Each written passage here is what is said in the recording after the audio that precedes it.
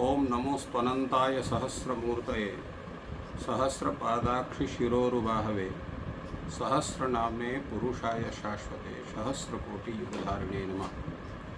वेदांत वेद्य तत्वाय जगत्त्रितय Hathaway प्रध्वस्ताशेषदोषाय परस्मै ब्रह्मणे नमः।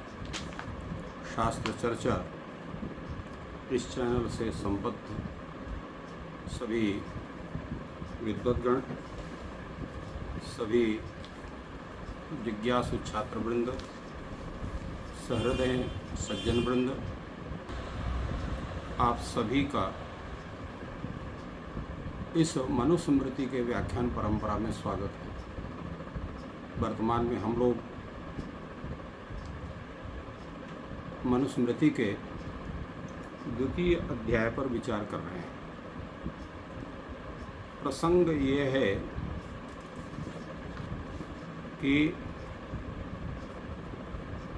किनको किनको धर्मतः अध्यापन करना चाहिए। सामान्य रूप से जो भी आचार संपन्न व्यक्ति है, जो भी जिज्ञासु भाव से सम्मान पूर्वक आता है, उसको पढ़ाना चाहिए।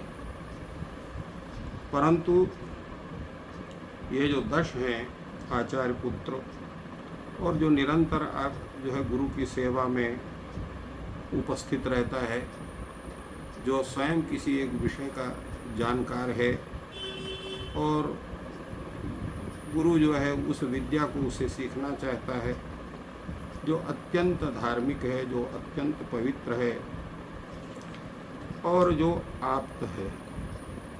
आप्त शब्द का अर्थ यहाँ पर किया गया है अपने जो सुहृद हैं, बंधु बांधव गण हैं, रिश्तेदार हैं, उनको भी पढ़ाना चाहिए।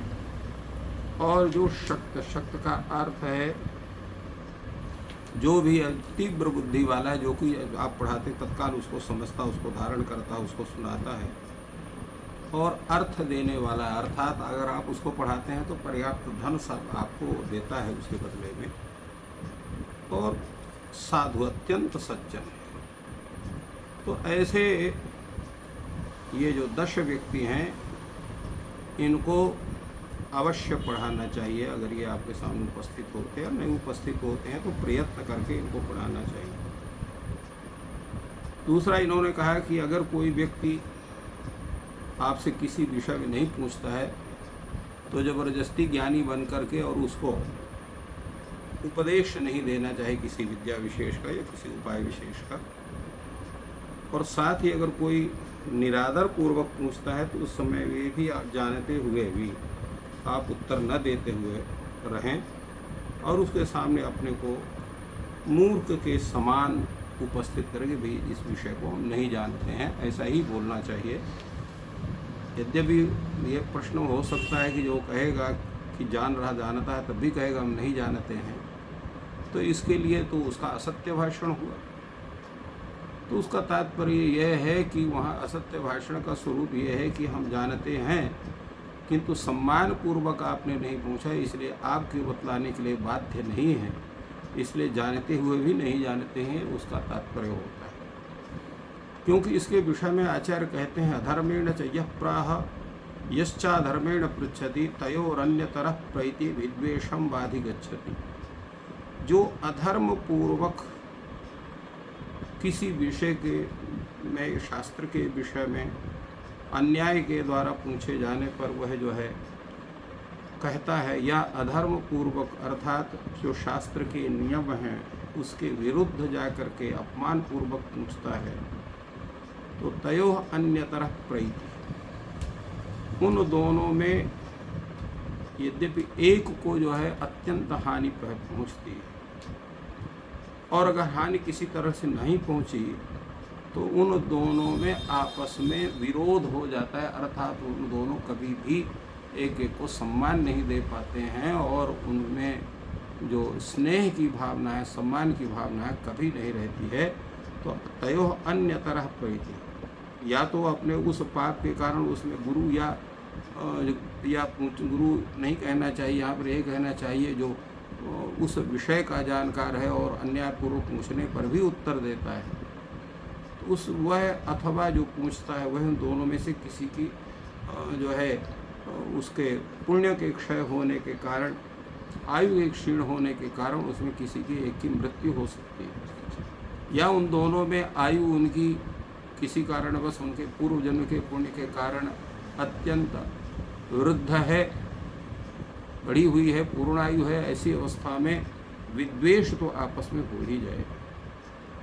कारण उसका है कि ये जितनी विद्या है ये आर्ष विद्या है, तो शास्त्र विधि के आधार पर ही इनका श्रवण या कथन होना चाहिए। धर्मार्थो यत्र न स्याताम शुश्रूषा वापि तद्विधा तत्र विद्या न वक्तव्या शुभम बीज मिवोषरे।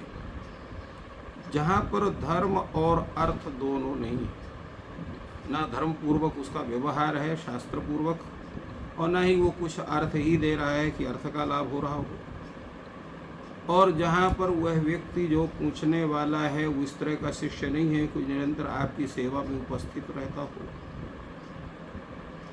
अथवा जो शास्त्र के द्वारा निश्चित उस विधि का वो पालन नहीं कर रहा है, तत्र विद्या न वक्तव्या, वहाँ पर विद्या को नहीं कहना चाहिए। कैसे? जैसे बीज बड़ा उत्तम है, किंतु अगर ऊषर जमीन है तो ऊषर जमीन में, ऊषर भूमि में जैसे जो चतुर किसान है वो वहाँ पर बीज का, सुंदर बीज का भी वपन नहीं करता है, वो जानता है इस ऊसर में वो बीज जमेगा ही नहीं, तो उसका जो परिश्रम है, उसका जो बीज है वो व्यर्थ जाएगा, ऐसा समझ करके उसका वपन नहीं करता है। उसी तरह से एक आचार्य को भी चाहिए कि जहाँ न धर्म है, न अर्थ है, न जो शुश्रूषा है, न वहाँ पर विद्या के प्रति स्नेह है, सम्मान है, ऐसी जगह अपनी विद्या का वपन नहीं करना चाहिए। तो क्या करे, कोई शिष्य मिला ही नहीं आज तक किसी को। बहुत ऐसी स्थिति होती है कि उत्तम शिष्य नहीं मिला, न धार्मिक मिला, न अर्थ देने वाला मिला, न सेवा करने वाला मिला।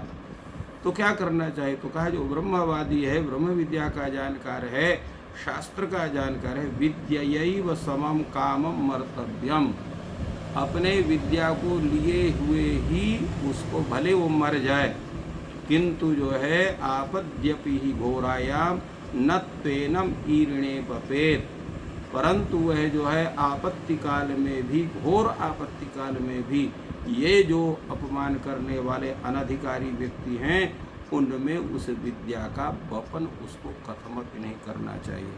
अब प्रश्न होता है कि आपत्ति आने पर भी क्यों नहीं करना चाहिए? तो उसका मुख्य कारण यही है कि अगर उस विद्या को उस अनधिकारी व्यक्ति को देंगे तो उसका वो दुरुपयोग करके समाज के विनाश करने में उसका उपयोग करेगा।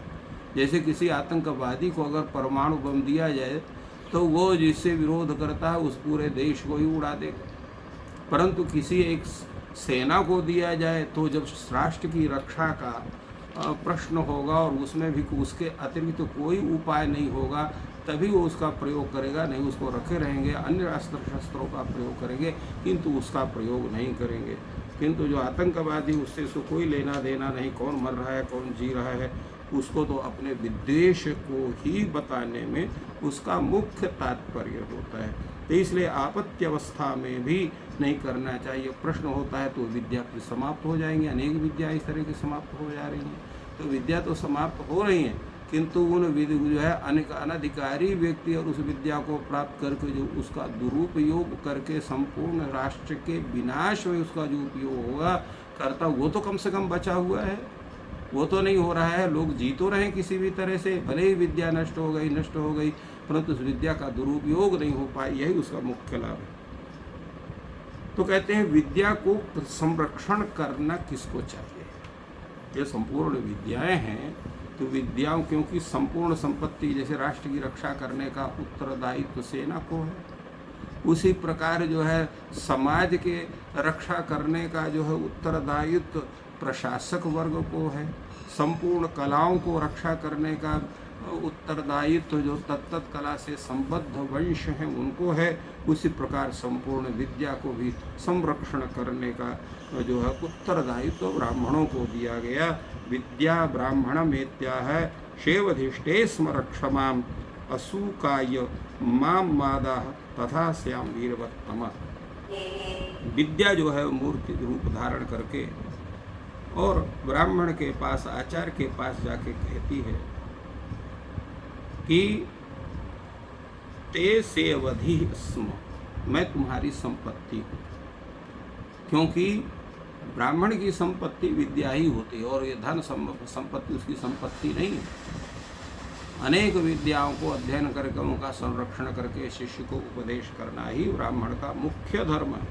इसलिए विद्या कहती है ते सेवधि स्म, मैं तुम्हारी संपत्ति हूँ, तो क्या करो, रक्षमा, मेरी रक्षा करो। तो कहा फिर किसको देना, तो कहा असूयकाय माम मादा, जो असूया करने वाला, दूसरे की निंदा करने वाला, दूसरे से द्वेष करने वाला है, ईर्ष्या करने वाला है, उसको मुझे कभी मत देना, क्योंकि अगर ऐसे व्यक्ति को दोगे तो मैं क्षीण हो जाऊंगी।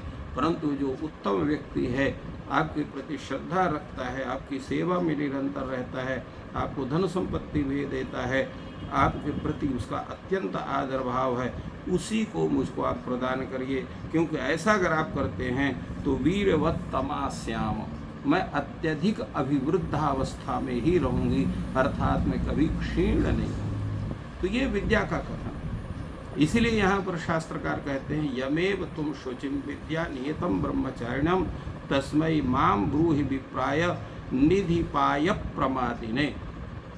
तो जो ऐसा शिष्य है जो अत्यंत पवित्र स्वरूप में है, मन से, वाणी से, शरीर से पवित्र रहता है, विचार से पवित्र रहता है, और नियत अर्थात जो है जिसकी इंद्रियां संयमित हैं, जितेंद्रिय है, और निरंतर जो है यत्न करता रहता है अपने को जो है आचार संपन्न बनाने का, उत्तम बनाने का, ऐसा जो ब्रह्मचारी व्यक्ति है, तस्मै माम ब्रूहि, ऐसे व्यक्ति को मुझे प्रदान करो। और वो क्या होना चाहिए, विशेष करके उस विद्या का संपालन करने वाला जो विप्र व्यक्ति है, ब्राह्मण है, उसको देना चाहिए।